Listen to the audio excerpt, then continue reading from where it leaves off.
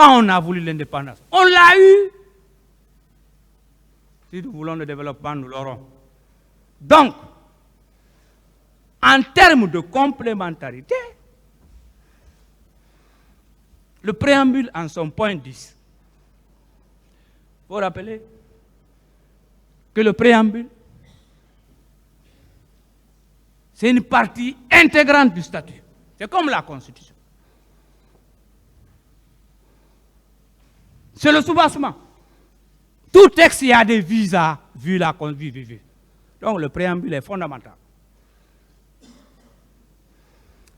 En son point 10, dans le préambule, il dit, soulignant que la Cour pénale internationale, dont le présent statut porte création, est complémentaire des juridictions pénales nationales. C'est que vous, je le dis, j'assume, vous, brillants magistrats, jeunes magistrats, c'est ce que vous êtes en train de faire.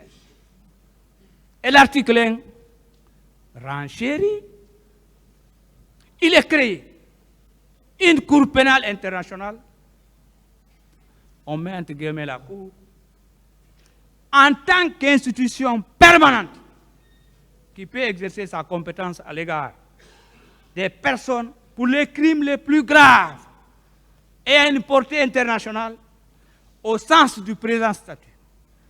Elle est complémentaire des juridictions pénales nationales.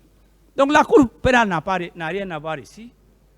Mais pour prouver que ce sont des crimes contre l'humanité, encore davantage, Monsieur le Président, Messieurs les assesseurs, depuis le 14 octobre 2009, le bureau du procureur a effectué plus de 20 missions en Guinée. Et la dernière, c'est en mars 2024, c'est récent. Pourquoi le bureau du procureur vient en Guinée? Pourquoi le procureur Khan est venu ouvrir le procès, venu assister à l'ouverture du procès? Pourquoi? Nous devons nous poser cette question. Pourquoi il ne vient pas ouvrir les procès criminels qui se passent à Koundara, à Kankang et à Dalaba? C'est parce que ce sont des crimes ordinaires, parce qu'ici, ce sont des crimes contre l'humanité. Donc, lui, il est venu ici. Mais la procureure, Mme Fatou Bensouda, est venue ici. En 2011. On s'est entretenu à l'archevêché. Pourquoi elle vient? Pourquoi elle venait? Pourquoi le bureau de procureur vient? C'est parce que ce sont des crimes contre l'humanité. À rappeler que ce sont des crimes contre l'humanité, c'est parce que la répétition est pédagogique. Le commandant Toumba et le capitaine Dadis ont été inculpés sur la base du statut de Rome. 28. Et que le capitaine Moussa Dadis Kamara, le commandant Toumba, le colonel Thieboro et tant d'autres, ils sont là parce qu'ils sont chefs hiérarchiques militaires.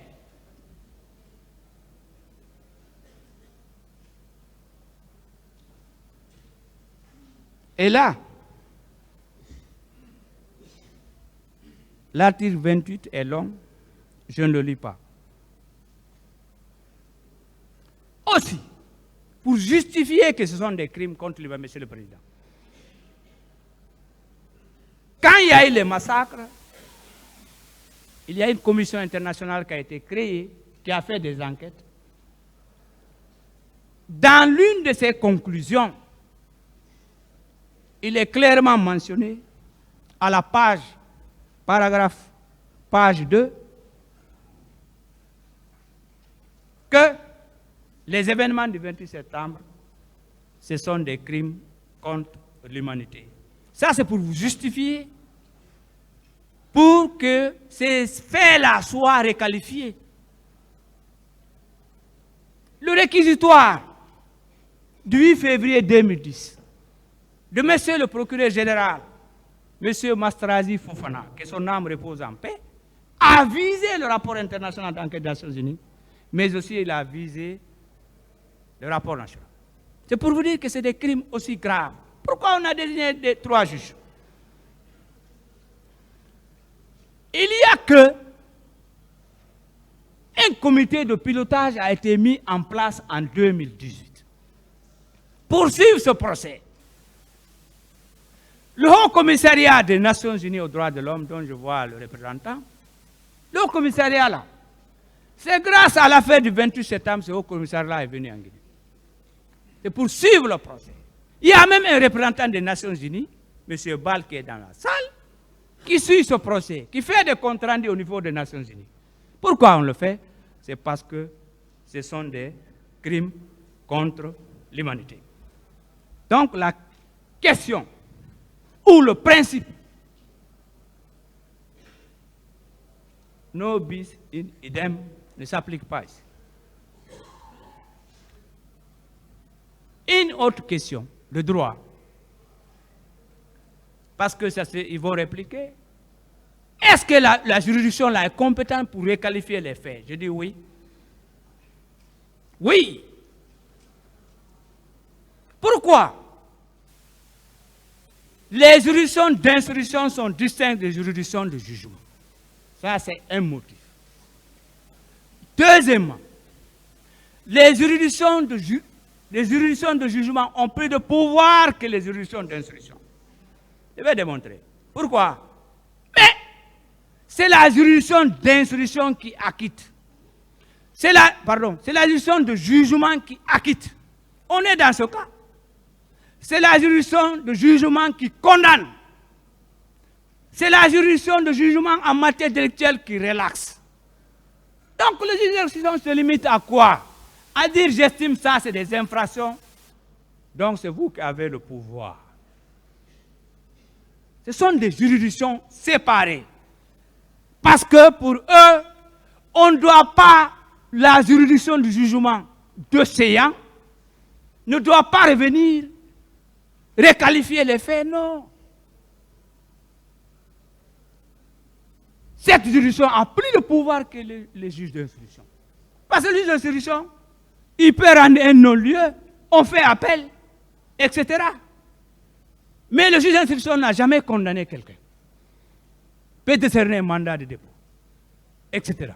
Mais il ne peut pas condamner à une peine, il ne peut pas condamner à une amende, il ne peut pas condamner pour les réparations civiles. Pourquoi? Parce que la loi ne lui a pas conféré ses pouvoirs. C'est pour vous dire que vous êtes bien, bel et bien compétent.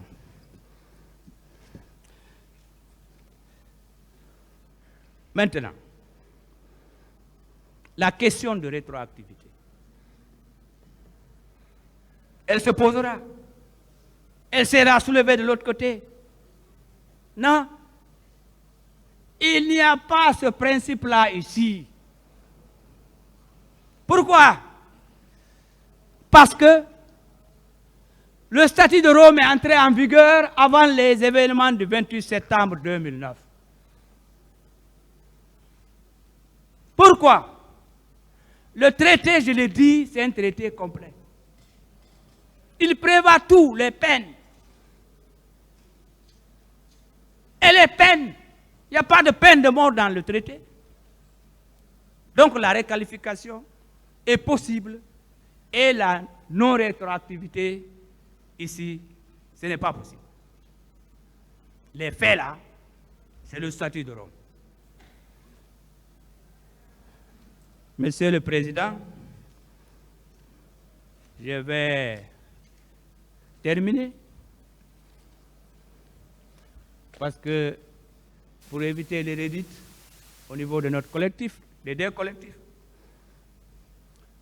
je voudrais demander deux choses. Premièrement, en ce qui concerne l'action publique, je dis bien en ce qui concerne l'action publique,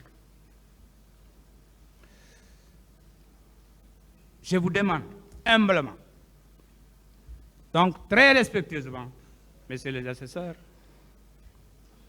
lorsque vous allez vous retirer pour délibérer, de retenir les 11 accusés dans les liens de culpabilité de crimes contre l'humanité. Et les textes de base, le fondement légal, je vais rappeler parce qu'il y a beaucoup à lire concernant les dispositions légales. Maintenant, sur l'action civile. Concernant nos clientes, les femmes qui ont été victimes de tout ce que tout le monde entier connaît. Il ne faut pas rappeler ça. Ça donne l'attention. Ça vous rend hyper tendu. Je ne parlerai pas de ça. Je ne mettrai jamais le couteau dans la plaie. Je suis pour la réconciliation. Donc, nous vous prions aussi, très respectueusement, Monsieur le Président, de recevoir les parties civiles et toutes les parties civiles en leur constitution de partie civile. Nous vous prions de les recevoir, messieurs les assesseurs.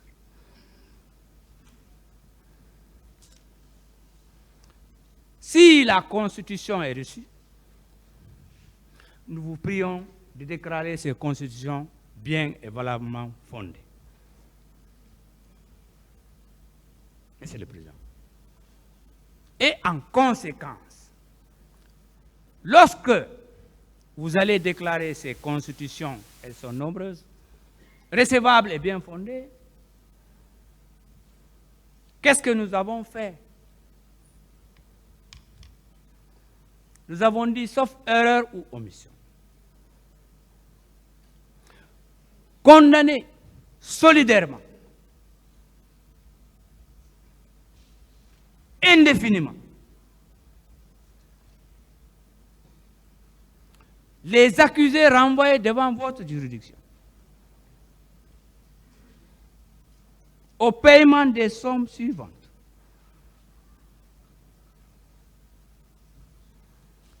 Et au compte et au nom des personnes suivantes.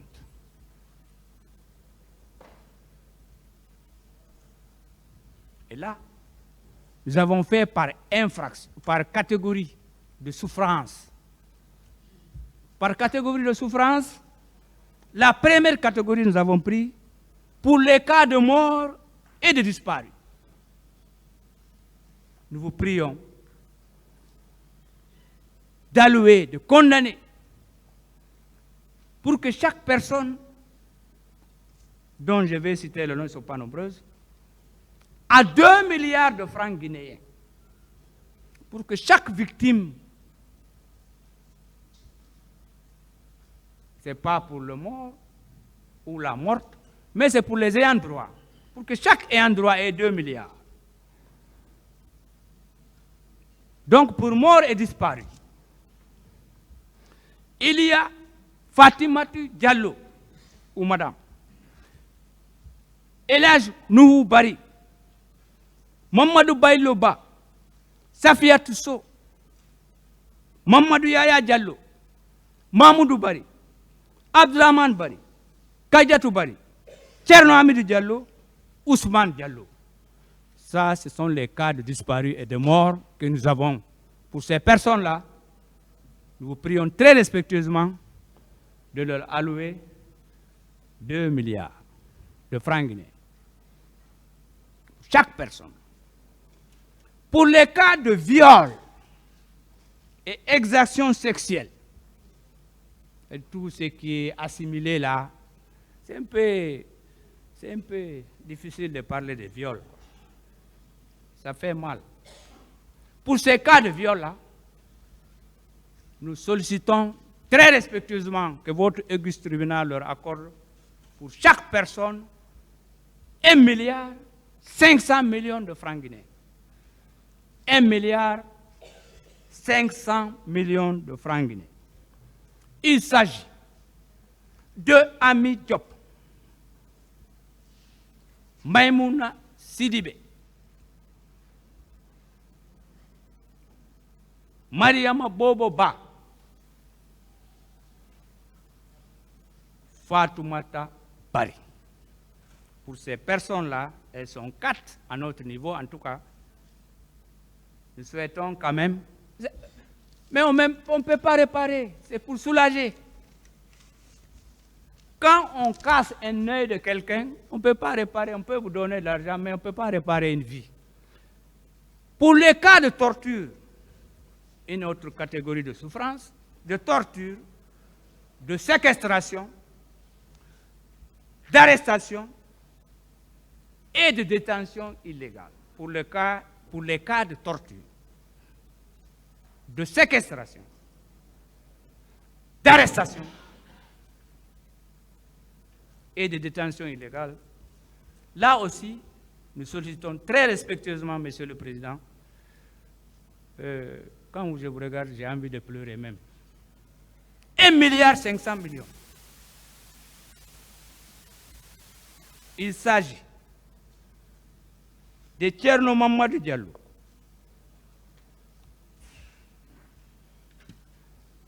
ils sont 2, Thierno Mamadou Diallo et Mamadou Chérif Bari.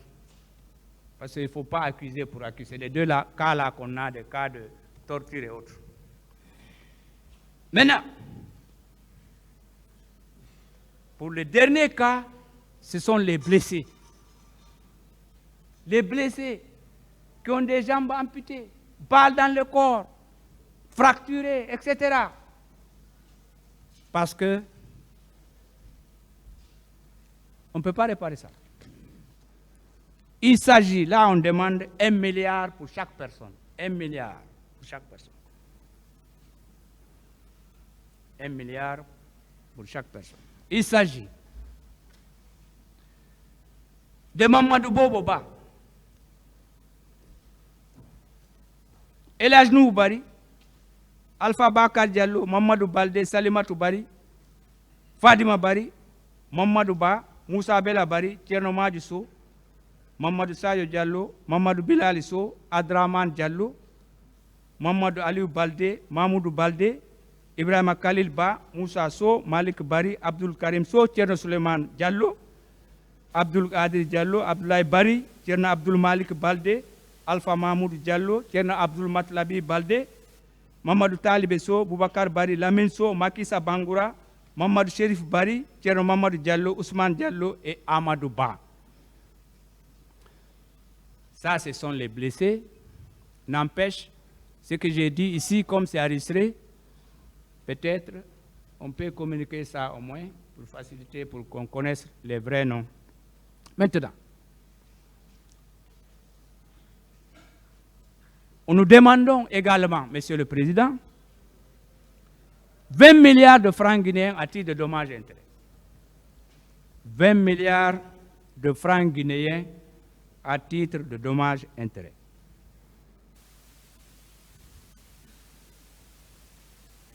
Ensuite, 1 million d'astreintes par jour de retard. 1 million d'astreintes par jour s'il y a une condamnation.